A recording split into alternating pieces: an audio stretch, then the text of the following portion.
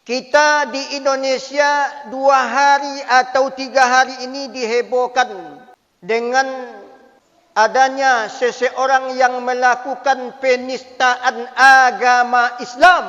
Dia sudah murtad, Pak. Keluar dari Islam, tapi namanya Muhammad Kece. Wahai Muhammad Kece, kalau kan disebut Muhammad, kalau lay jantan, kau robah nama kau seketika kau sudah murtad. Sebagaimana orang-orang non-Islam seketika dia menjadi mu'allaf, namanya ditukar sesuai dengan nama-nama keislaman. Kau wahai si Kece, kenapa tak kau robah nama kau seketika engkau sudah murtad? Bagusnya nama engkau itu adalah Kece Murtaddin. Tadi pagi saya mendapat berita si Kece ini sudah ditangkap di Bali, kemudian dibawa ke Jakarta. Apa yang saya sampaikan dalam hal ini agar kita hati-hati. Entahkah beliau ini menjadi murtad ada faktor uang, dibayar oleh seseorang, wallahu a'lam. Kalau tak faham dulu dengan agama Islam, belajar. Bertanya kepada para ustaz, para guru, para kiai. Kalau enggak kuliah di UIN Suskah Pekanbaru, kami tampung untuk pembinaan. Tapi jangan dilecehkan dan dinistakan agama Islam. Apa yang dia lakukan? Pertama,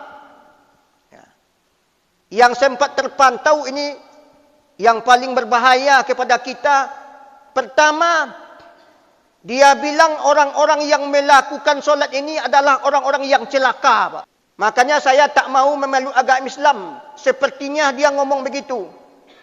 Apa sebabnya orang-orang yang solat ini adalah orang-orang yang celaka, katanya, Pak. Dia baca ayat fawailul lil musallin tadi, Pak. Jadi kita ini dibilangnya orang-orang yang celaka atas dasar ayat itu. Wahai si Kece, kalau engkau tak ahli tafsir, jangan dicoba-coba membaca ayat-ayat Al-Quran yang kami miliki. Fawailul lil musallin itu, bapak-bapak, ibu-ibu, yang celaka kata ayat itu, ingat. Dia tak paham dengan korelasi ayat atau hubungan ayat dengan ayat, ataupun peristiwa-peristiwa dalam ayat. Yang dimaksud celaka di situ itu adalah orang-orang yang pura-pura masuk Islam, munafik dia, Pak. Solat dia sekadar untuk memperagahkan, menyembunyikan apa yang ada di dalam hatinya. Itu yang dibilang ayat itu celaka, katanya. Mereka itu adalah orang-orang yang munafik. Orang munafik itu seketika zaman Nabi, Pak. Wa idza laqul ladzina amanu qalu amanna. Kalau dia bertemu dengan orang beriman, kami beriman. Wa idza khalau ila syayatinihim qalu inna ma'akum. Kalaulah ngumpul dia setan sama setan, Pak. Apa katanya? Saya pura-pura saya ini bersama engkau, katanya, Pak. Itu yang diungkapkan ayat, Pak. Bukan orang yang solat itu celaka, Pak. Ingat bapak-bapak. Cuman ayat ini dipakai oleh para ustaz untuk agar kita waspada. Hati-hati. Jangan nanti kalau seperti ini ustaz, percuma wak semayangnya, celaka wak. Na'udzubil. Itu makanya si Kece ini enggak paham dia, Pak. Enggak malu dia. Ustaz ini banyak di Indonesia. Kayak dia pula ahli tafsir. Yang kedua, tidak ada ayat yang mengatakan Muhammad itu dijamin masuk surga. Mana ayatnya? Enggak ada, katanya. Wahai si Kece, makanya kalau tak paham Al-Quran, tak paham tafsirnya, bertanya. Jangan ngawur, jangan tinggalkan agama Islam. Adakah ayat yang mengatakan Muhammad itu dijamin masuk surga? Ada. Mana dia? Ini namanya munasabah ayat. Hubungan ayat dengan ayat. Wa makana Muhammad aba ahadim min rijalikum walakin Rasulullah Muhammad itu bukan bapak-bapak kamu seperti mana engkau punya suami, katanya. Tetapi Muhammad itu adalah Rasulullah. Ingat Pak, Muhammad Rasulullah. Disambung pada ayat yang lain. Ati'ullaha wa ati'ur Rasul. Taat kepada Allah dan taat kepada Rasul. Apa kerja Nabi Muhammad sebagai Rasul? Membawa orang dia komandan kita orang beriman tu Pak. Kalau orang beriman bagaimana? Innal ladzina amanu wa amilus solihat ulaika hum khairul bariyah jazaohum. Orang-orang yang beriman, tu Muhammad dengan kelompok-kelompoknya Pak. Mereka itu adalah orang-orang yang baik. Untuk mereka itu jazaohum jannatu adnin. Surga.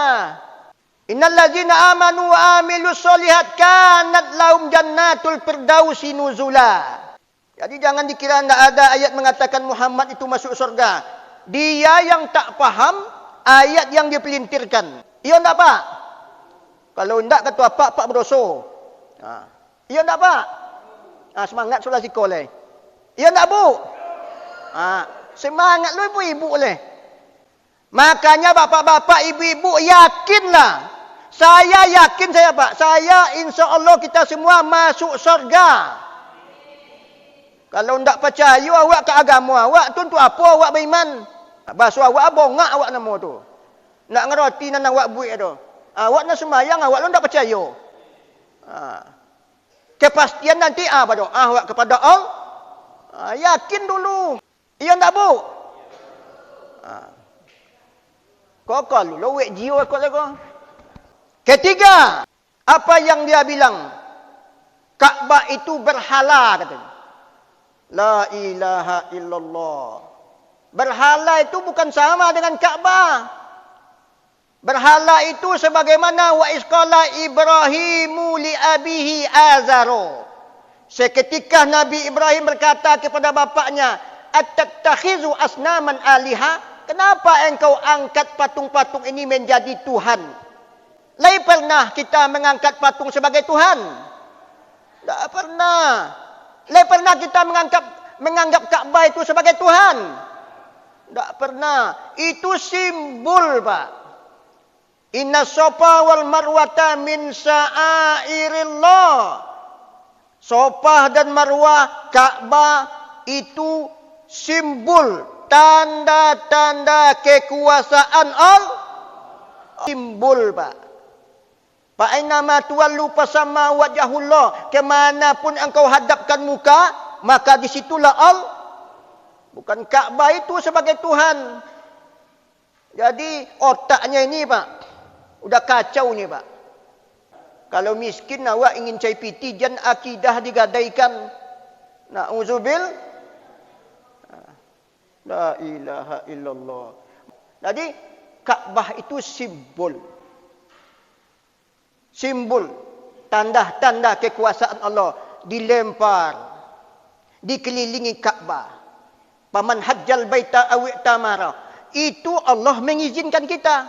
Ada dua manusia yang dicontoh cara hidupnya Pak. Ibrahim satu, Nabi Muhammad satu. Dijadikan pola hidup tu sebagai ibadah. Kita patuh kepada Allah. Kalau tidak Allah yang menyuruh, kita enggak mau, Pak. Jadi bukan Ka'bah itu berhala. Itu dia. Tidak pernah, Pak, kita menganggap Ka'bah itu sebagai Tuhan. Hanya sebagai syiar. Simbol-simbol, tanda-tanda kekuasaan Allah. Wa may yu'zim sya'airallah fa innaha min taqwal qulub. Siapa yang membesarkan tanda-tanda keagungan Allah, berarti dia membesarkan Allah Subhanahu wa taala. Dah yakin kau tak? Jadi tak pernah kita menganggap Ka'bah itu sebagai Tuhan, hanya simbol. Kemudian dia pelintir-pelintir Pak. Alhamdulillah Yesus Rabbal Alamin Pak. Dia baca Assalamualaikum Dia rubah, Pak. Assalamu alaikum Yesus katanya. Warahmatullah wabarakatuh. Kan dia menistahkan, Pak. Ini acak-acak, Pak, kepunyaan orang lain. Assalamualaikum tu tak boleh dirubah. Kalau dalam nuansa begini jemaah fardu kifayah menjawabnya. Siapa yang tak menjawab seluruhnya berdosa. Kalau ada satu yang menjawab salam saya, lepas hutang semuanya, Pak. Kalau kita ketemu sama kita, walaupun di tempat permandian, Assalamualaikum teh, Waalaikumsalam. Kalau tak dijawab, bado. Hanya pelintir-pelintir kan, Pak. Sampaikan kepada si kece, engkau kan masih percaya dengan Al-Quran. Percaya dia, Pak. Buktinya apa? Dia pandang Muhammad itu tak pernah masuk surga karena tak ada ayat. Berarti kan dia yakin. Wahai si kece, mumpung nama engkau Muhammad, pulanglah engkau kepada asal. Kembali kepada Islam. Mengucapkan kalimat syahadat. Ini dibilang pula kita yang rugi, Pak. Miskin di dunia, miskin di akhirat. La ilaha illallah.